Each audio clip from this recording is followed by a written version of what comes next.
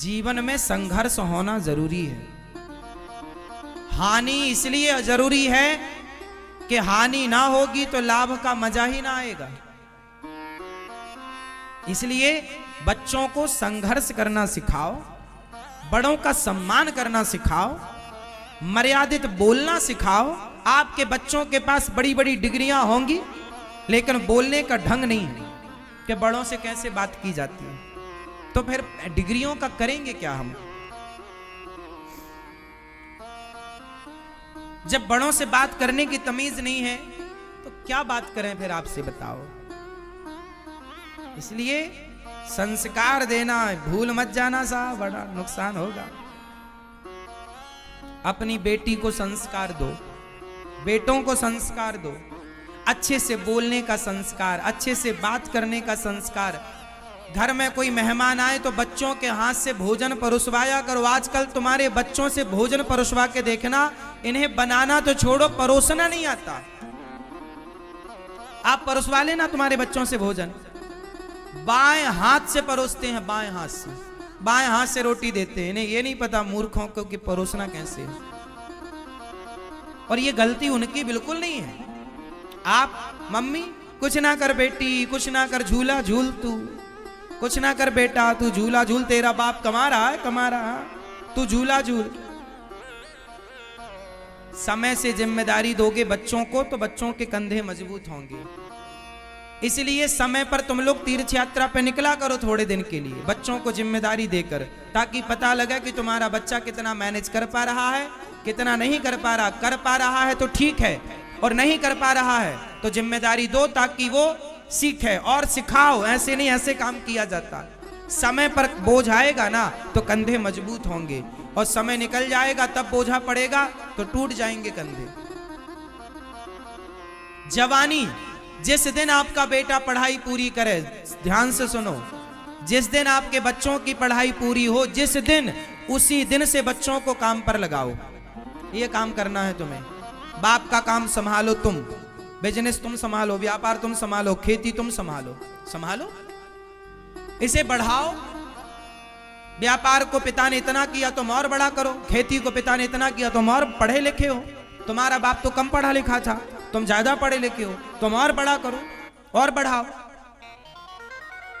पढ़े लिखे हो, लेकिन गलती कुछ माँ बाप की भी है कि माँ बाप कहता नहीं नहीं मैं ही जा रहा हूं दुकान, तू घर बैठ। अब वो घर में बैठा मोबाइल चला रहा है, मोबाइल चलाते चलाते किसी छोरी के चक्कर में पड़ गया। अब बाप कमा कमा के दे रहा है, वो सुरा सुंदरी में पड़ गया। अरे बच्चों को काम पर नहीं लगाओगे तो खाली दिमाग शैतान का। यदि व्यस्त हैं तो वो व्यस्त रहेंगे, अच्छा होगा, और फ्री हैं तो उनका दिमाग गलत जगह पर जाएगा, वो गलत होंगे। फिर मत रोइएगा कि बच्चा गलत हो गया। क्यों आपने जिम्मेदारी नहीं दी? हम तो जब 17 साल के थे तब हमारे ऊपर जिम्मेदारी आ गई थी। 17 वर्ष की उम्र में, जब हम 17 वर्ष के थे, हमें अपना पढ़ना भी था और पढ़ करके पैसा कमाना भी था और कमा करके घर देना था, क्योंकि घर में इतनी गरीबी थी कि घर पेट भोजन नहीं मिलता था। हम बचपन में भीख मांगा करते थे। जब भीख मांग के लाते थे तब घर में रोटी बनती थी, भीख ना मांगते तो घर में रोटी नहीं बनती। इस स्थिति से हम गुजरे हैं। गांव में भीख मांगते थे हम, गांव में घर घर जाकर के। यदि ना मांगते तो भूखे रहते, मांगना मजबूरी थी। उस स्थिति से गुजरते गुजरते गुजरते गुजरते कर्म नहीं छोड़ा, भगवान के आश्रित रहे हैं। जीवन में कभी हार नहीं मानी, जीवन में कभी पलट कर देखा नहीं, कभी हमने ये नहीं कहा कि हम ये नहीं कर पाएंगे। इस धरती में जितना कठिन काम हो आप वो हमें दे दीजिए, हम उसे करके दिखाएंगे। जो आपसे ना हो वो हम करके दिखा सकते हैं, क्योंकि हमारी डिक्शनरी में ना नहीं है। हमने अपनी डिक्शनरी से ना शब्द हटा दिया, हमसे नहीं हो पाएगा, हम ऐसा कभी नहीं कहते। हम सब कुछ कर सकते हैं, हमारी इच्छा शक्ति है तो हम सब कुछ क्या नहीं कर सकते? हम सब कर सकते हैं। और जितना हमें लगा कि करना चाहिए उतना भगवत कृपा ने कराया, बिहारी जी ने उतना कराया। जितने की जरूरत थी, जितने की थी उतना बिहारी जी ने कराया। हमने अपने दिमाग को, अपनी बुद्धि को सदा अच्छी जगह लगाया, अपने दिमाग को अच्छी जगह खर्च किया। बुरे कामों में बुद्धि नहीं लगाई कभी, बेईमानी में, गलत काम में बुद्धि नहीं लगाई। इसलिए संघर्ष मुझे अच्छा लगता। यदि मैंने बचपन में भीख ना मांगी होती ना, तो आज मैं इतना मजबूत ना होता जितना मजबूत हूं। मेरे जीवन के स्ट्रगल ने, मेरे जीवन की मुसीबत विपत्ति ने मुझे बहुत मजबूत किया। मैं हर हालात से लड़ सकता हूं, हर हालात से मैं लड़ सकता हूं। मैं कभी घबराता नहीं हूं। कितनी भी चुनौतियां आए, अरे अब क्या चुनौतियां आएंगी, जितनी आनी थी खूब आई और खूब मैंने उनका डट के सामना किया। हमारे जीवन में जितनी चुनौतियां आई, मैं उतना मजबूत होता गया। मैं हारा नहीं। क्या नहीं आया? अब आप सोचिए कि जीवन में जीरो से आदमी, भीख मांगने से जो आदमी चला हो, क्या चुनौतियां नहीं आई होंगी? आपको क्या लगता है साहब, भिखारियों का कितना अपमान होता है? इस संसार में हर अपमान को मैंने सहा है। भिखारियों को लोग क्या नहीं कहते, मुझे भी लोगों ने क्या नहीं कहा, क्या नहीं सुना मैंने, क्या नहीं देखा मैंने। समाज ने सम्मान भी दिया है और समाज ने दो बातें सुनाई तो हमने उनसे सीखा भी। हमने पलटकर किसी को जवाब नहीं दिया, हमने पलटकर किसी को गाली नहीं दी। सब देखते चले आए, देखते, पलटकर जवाब नहीं। हर सुख दुख हानि लाभ उतार चढ़ाव, अपना पराया सब देखा। इसलिए मैं आपके बच्चों से, मैं आपसे कहूंगा कि आप भी अपने बच्चों को ना ज्यादा लग्जरी जिंदगी मत दीजिएगा। लग्जरी जिंदगी में बच्चा खोखला होता है।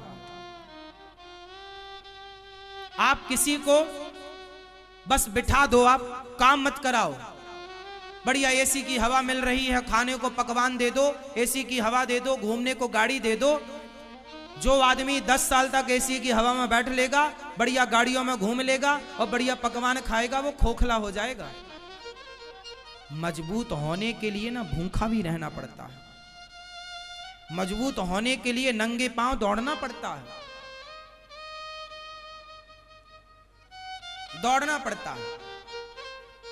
बच्चों को मजबूत बनाओ साहब, एसी की हवा में बिठाने की जरूरत नहीं है। बच्चों को लग्जरी जिंदगी बाप ना दे। बाप तो बच्चों को स्ट्रगल करना सिखाए। बेटा मेहनत करो, कमाओ, अपना कमाओ, अपना बिजनेस करो, अपना करो। हर सुख दुख उतार चढ़ाव को देखो, हर मुसीबत का, हर विपत्ति का सामना करो। पता लगेगा ना कि विपत्ति पर आप क्या, आपका रिएक्शन क्या है, आप कैसे रिएक्ट करते हैं, आप झेल पाएंगे कि नहीं। पहले जो राजा बनता था ना, बाप जो राजा बनता था तो बाप पहले उसे भेजता था, जा जंगल, पहले शेर का शिकार करके ला। बेटा शेर का शिकार करके लाएगा तो बाप राजगद्दी में बिठाएगा, क्योंकि बाप ये भी तो देखना चाहता है ना कि मेरा बेटा मेरे मरने के बाद ये प्रजा की रक्षा कर पाएगा कि नहीं। जो खुद की रक्षा नहीं कर पाया शेर से, वो प्रजा की क्या रक्षा करेगा। इसलिए पहले के राजा लोग शेर का शिकार करते थे, इसलिए ये दिखाने के लिए प्रजा को कि देखो मैं तुम्हारी रक्षा कर सकता हूं। एक सबसे बड़ा जान पक्षी होता है जिसे बाज कहते हैं। बाज के बारे में मैंने डिस्कवरी चैनल पर सुना। मैं पहले जब टीवी देखता था ना, जैसे आपके बच्चे लोग टीवी देखते हैं ना, मैं पहले टीवी देखता था। अब तो टीवी देखने का समय नहीं है, वर्षों से मैं अब टीवी नहीं देखता। पहले बचपन में मैं बहुत टीवी देखता था, लेकिन टीवी में मैं डिस्कवरी चैनल देखता था। हमारे घर में 2009 में तो टीवी आई पहली बार। 2009, अभी 23 चल रहा है ना, 2009 में हमारे यहाँ टीवी, हम दूसरों के घर में टीवी देखने जाते थे। जब रामायण आती थी, महाभारत आती, तब हम दूसरे गांव में जाते थे टीवी देखने, नदी पार करके। अभी दो आप लोगों के घर में टीवी कब आई? आपके घर में टीवी कब आई? किस सन में?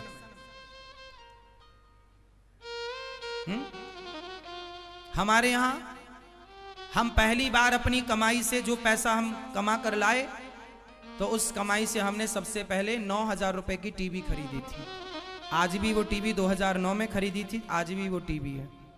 बचपन में हम गैया चराने जाया करते थे ना, तो हम जूता नहीं था हमारे पास, नंगे पांव खेतों में गैया चराते थे। पिताजी से जब 1 महीना तक रोज कहते थे जूता दिलाओ, जूता दिला दो, अब जूता दिलवा दो, पाँव के छाले दिखाते थे, देखो कांटा लग गया, तब पिताजी जूते दिलाते थे। क्या करें, तब लगता था पिताजी नहीं दिलाते, पर अब पता चला कि पिताजी के पास पैसे ही नहीं थे। उस समय 50 रुपए के जूते आते थे, जो खेत में किसान लोग पहनते ना, वो वाला जूता। हमारे सारे दोस्त जो गैया चराने हम लोग साथ में जाते थे, 4-6 लड़के, तो सब जूता पहन के जाते थे, टोपी लगा कर जाते थे कि धूप ना लगे, क्योंकि गैया तो धूप में खड़े होकर चराना पड़ती है, हर जगह पेड़ नहीं होता। तो मैं जूते के लिए कई बार कई सालों तक, मुझे अच्छे से याद है, सालों तक नंगे पांव गैया चराई है, सालों तक। 10-20 कांटे तो पांव में लगे रहते थे, पता ही नहीं चलता था। पैदल चलने की इस तरह आदत हो गई थी कि पैदल ही चलने की आदत थी। 10-20 किलोमीटर भी पैदल चलाओ तो पैदल चल लेंगे, ऐसे पांव हो गए थे, मट्ठर पांव हो गए थे। चलते चलते खेतों में, पत्थर में नंगी पांव थी।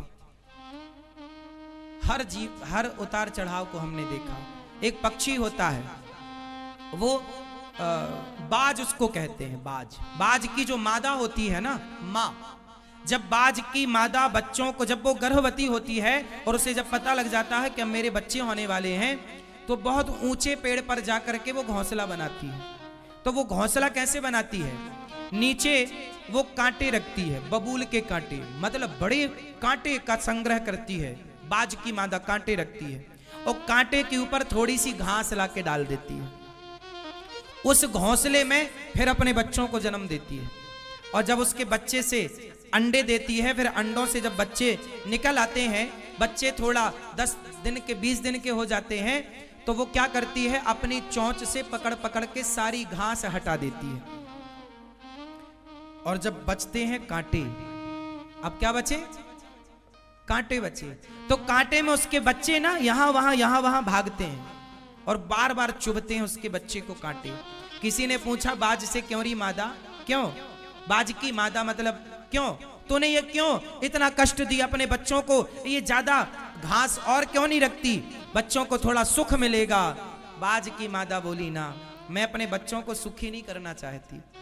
यदि ये आज सुखी हो जाएंगे तो भविष्य में रोएंगे, इसलिए मैं कांटों के घोंसले में इनको पालती हूं, ताकि अभी से इनको कांटा चुभेगा तो दर्द को अभी से बर्दाश्त करने की क्षमता पैदा होगी, मजबूत बनेंगे। क्योंकि इस धरती का सबसे खतरनाक श्रेष्ठ पक्षी है बाज। श्रेष्ठ पक्षी की मां है बाज की मादा, और उसके बच्चे क्या बनेंगे।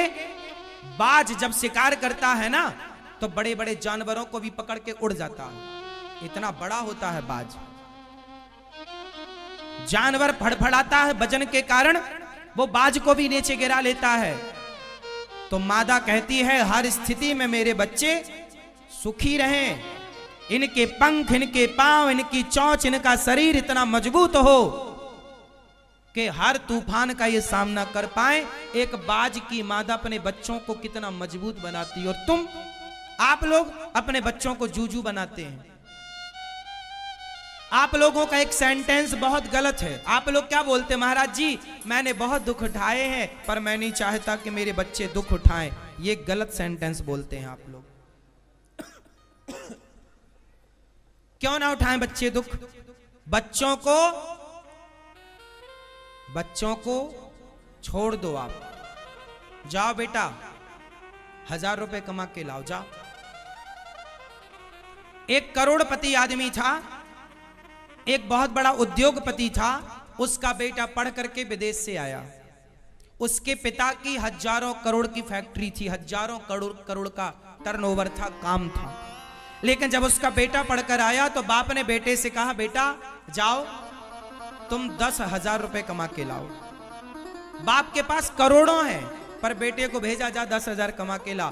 और सुनो, हमारे इस क्षेत्र से नहीं, बाहर जाओ।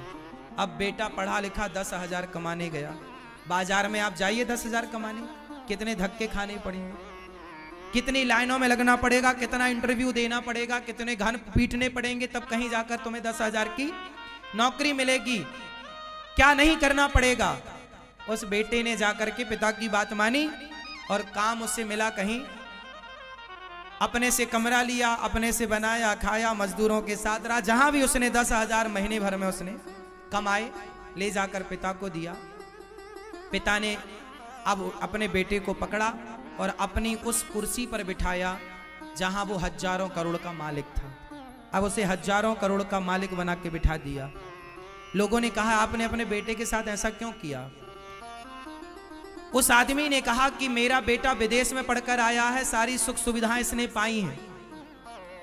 आज जब ये 10,000 कमा के लाया तो इसे पता लगा कि 10,000 कैसे कमाए जाते हैं। आम आदमी क्या होता है, आम आदमी की जिंदगी क्या होती है। इसलिए इस फैक्ट्री में जो 1000 मजदूर काम करते हैं, अब ये मेरा बेटा उन मजदूरों का सम्मान करेगा, क्योंकि ये जानता है कि 10,000 की कीमत क्या है। अब ये सबकी रिस्पेक्ट करेगा। यदि ये बड़े बाप का बेटा बन के बैठ जाता तो ये आम आदमी को मच्छर समझता कि तुम्हारी औकात क्या हमारे सामने। अब तो ये लाइन में लग के देख चुका है कि 10,000 के लिए ये जो लोग हैं, ये परिवार चलाने के लिए 10-10,000 की नौकरी कर रहे हैं, बेचारे किस तरह परेशान हो रहे हैं। तो व्यक्ति को, आप अपने बच्चों को धनवान बना देना बड़ी बात नहीं है साहब। उस धन को मेंटेन करना, क्या आप उस धन को सही, क्या उस धन का आप सही उपयोग कर पा रहे हैं? क्या उस पैसे की कदर कर पा रहे हैं, इज्जत कर पा रहे हैं, या उसका आप दुरुपयोग कर रहे हैं? आपके बच्चे आपकी कमाई का, आपके पैसे का दुरुपयोग ना करें, बस इतनी सी बात है। पैसा मिलता है लोगों को तो दुरुपयोग करते हैं। आप अपने बच्चों को इतने संस्कार देना कि वो अपने धन का केवल सदुपयोग करें और अपनी मेहनत से कमाए, बेईमानी से ना कमाए, ईमानदारी से कमाए। बस मेरा तो सिंपल सिद्धांत रहा है, मैंने कभी किसी के साथ बुरा नहीं किया आज तक। मैंने हर परिस्थिति का डटकर सामना किया, लेकिन मैंने कभी किसी का बुरा नहीं किया, किसी के साथ छल नहीं किया साहब। मैंने 1 रुपए का छल नहीं किया। मुझे हर पल हर दिन याद है, मैं भूला नहीं।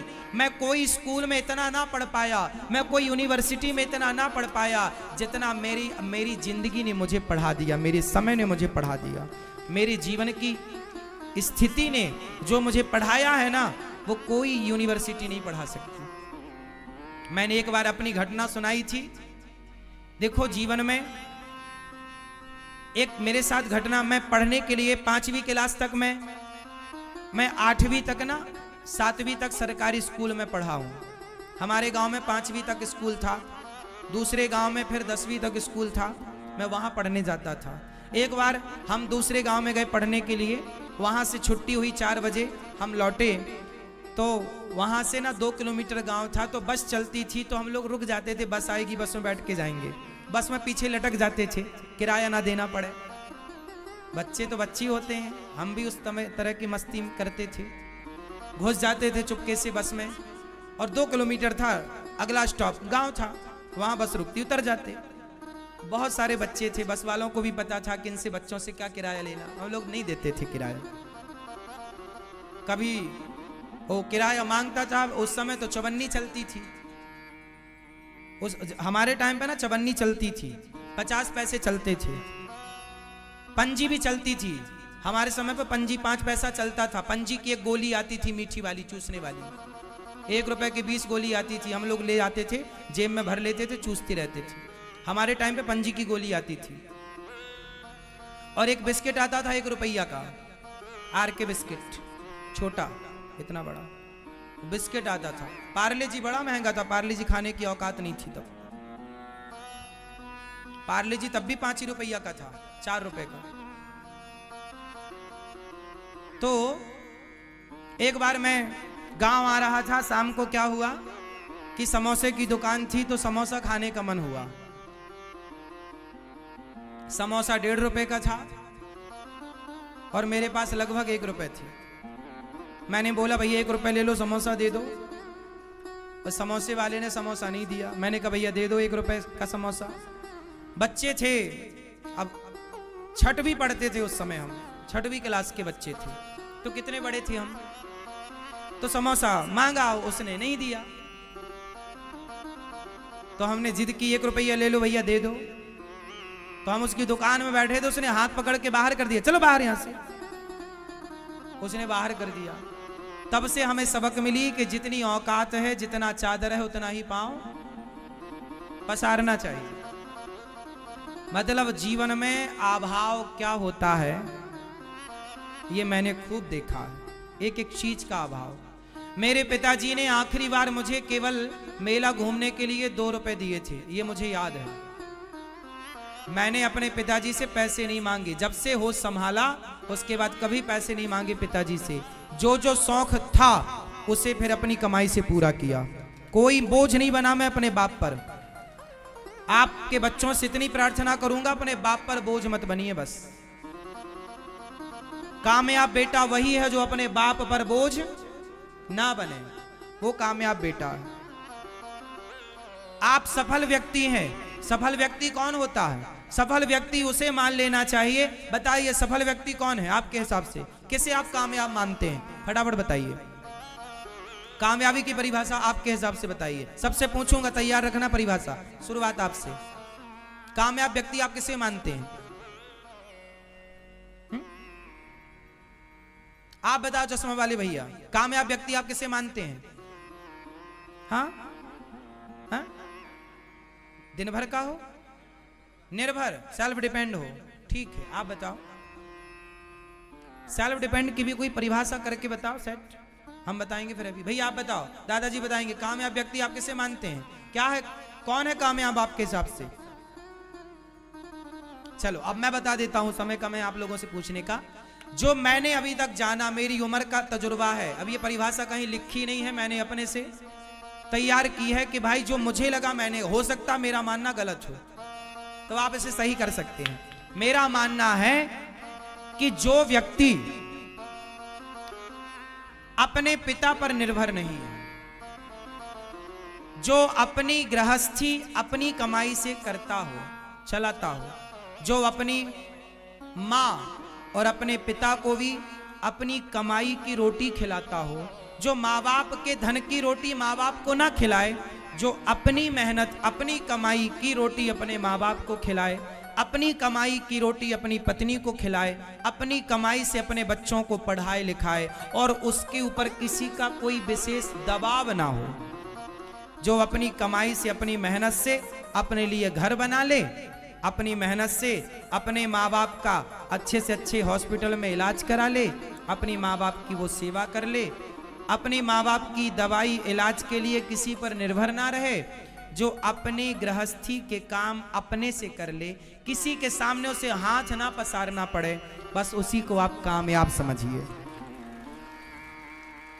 किसी के सामने उसे हाथ ना फैलाना पड़े, बाप के सामने भी हाथ ना फैलाना पड़े, उसे आप कामयाब मानो। वो कामयाब है कि वो सेल्फ है। उसे बच्चों को पढ़ाना है तो दूसरों का मुंह नहीं देखना पड़ेगा कि भैया तुम पैसे दो, फिर पिताजी जरा पैसे दो, फीस भरें। बट नहीं, हम पढ़ाना, पैदा किए हो ना तुम, तो तुम ही तो पैदा किए हो, तो पढ़ाएगा बाप क्यों?